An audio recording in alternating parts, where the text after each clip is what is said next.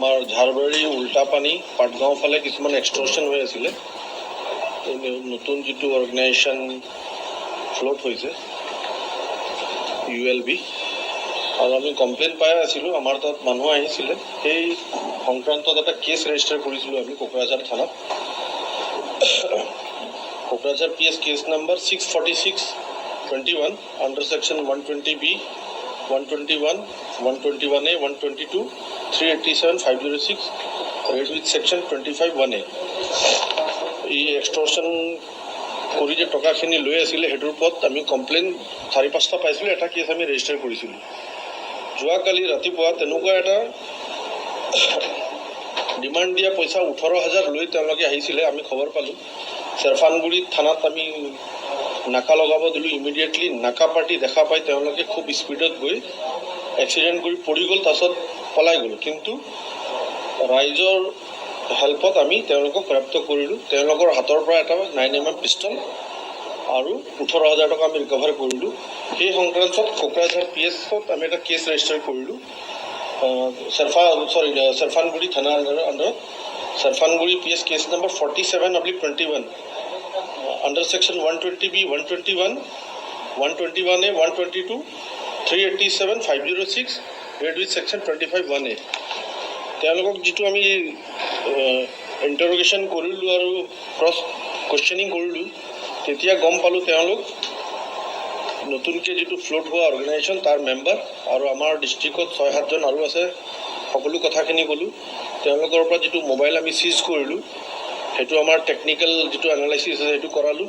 গম পালোঁ আমি তেওঁলোকৰ কানেকশ্যন ওদালগুৰি আৰু ক'ত ক'ত আছে, চিৰাং আৰু ক'ত কেনেকৈ কি আছে, গোটেইটো গম পালোঁ।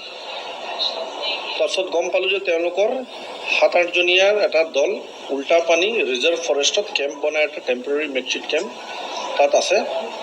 একৰ্ডিংলি আমাৰ সদৰ থানাৰ পৰা আমি এটা যিটো কেছ ৰেজিষ্টাৰ কৰি থৈছিলোঁ, সেই সংক্ৰান্তত আমাৰ DSP হেডকোৱাৰ্টাৰৰ নেতৃত্বত OC কোকৰাঝাৰ, CI কচুগাঁও আৰু আমাৰ পুলিচ টীম আমি পঠোৱা হ'ল। তেনেকৈ এই যিটো মেকশ্বিফ্ট কেম্প আছে সেইটো আমি ফ্লাছ আউট কৰিবৰ কাৰণে আৰু তেওঁলোকক কৰাপ্ত কৰিবৰ কাৰণে ৰাতিপুৱা 3টা বজাত আমি অপাৰেশ্যন আৰম্ভ কৰিছোঁ।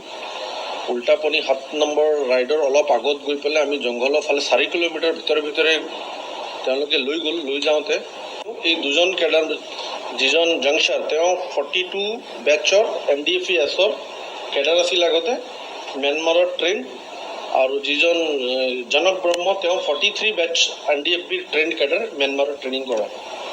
আৰু তেওঁলোকক য'ত পইচা তেওঁলোকে উঠাইছিলে তেওঁলোকে নিজে গৈ ঘৰ দেখালে, আৰু সেই কমপ্লেইন য'ৰ পৰা পইচা উঠাইছিল তেওঁলোকে আইডেণ্টিফাইও কৰিলে যে এই মানুহকেইটা হয়। হাথিয়াৰ আনিছিলে, খুকৰি আনিছিলে। সেই খুকৰি আৰু হাথিয়াৰখিনি আমি চেৰফানগুৰিত আমি সেইখিনি চিজ কৰিছোঁ। তেওঁলোকৰ পজিশ্যনৰ পৰা আমি পাইছোঁ সেইখিনি বস্তু।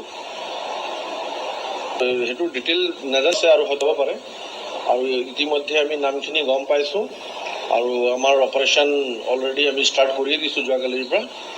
আৰু এই উল্টাপানীত অলৰেডি আমাৰ অপাৰেশ্যন চলি আছে। 2-3 দিন আমি কণ্টিনিউ তাত অপাৰেশ্যন ডে নাইট চলি থাকিব। আমি দিনটোত ৰাখিছিলোঁ, সোধ-পোছ কৰিলোঁ, বাই ইভিনিং লৈ গ'লোঁ, ক'ত পইচা উঠাইছিলে চব ক'লে তেওঁলোকে।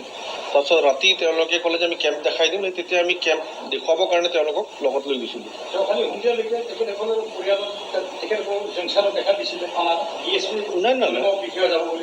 নাই, আমিতো সন্ধিয়া তাৰপিছত আমি নিজে ইণ্টাৰগেট কৰিছোঁ। যেতিয়া সন্ধিয়াৰ পিছত ক'লে যে আমি কেম্প দেখাই দিম, কেডাৰৰ নামবিলাক ক'লে, কোন আছে কি নাই, ওদালগুৰিত কোনে কণ্টেক্ট কৰিছে, বাক্সাৰ কোনে কণ্টেক্ট কৰিছে, সেই গোটেই টেকনিকেল এনালাইচিছ আমাৰ তাত আছে।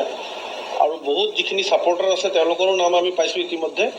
চবৰ বিৰুদ্ধে আমি একশ্যন ল'ম এজ পাৰ ল যিটো আছে আহিছে, সেইটো আমি বিনষ্ট কৰিবলৈ নিদিম এইবাৰ। নতুন সংগঠনৰে কেডাৰকেইটা পুৰণা কেডাৰ ট্ৰেইণ্ড হয় তেওঁলোকে, আৰু নতুন সংগঠনত তেওঁলোকে জইন কৰিছিলে। কথা আমি নাজানিম, 2-এজনৰ নাম জানিছোঁ আমি।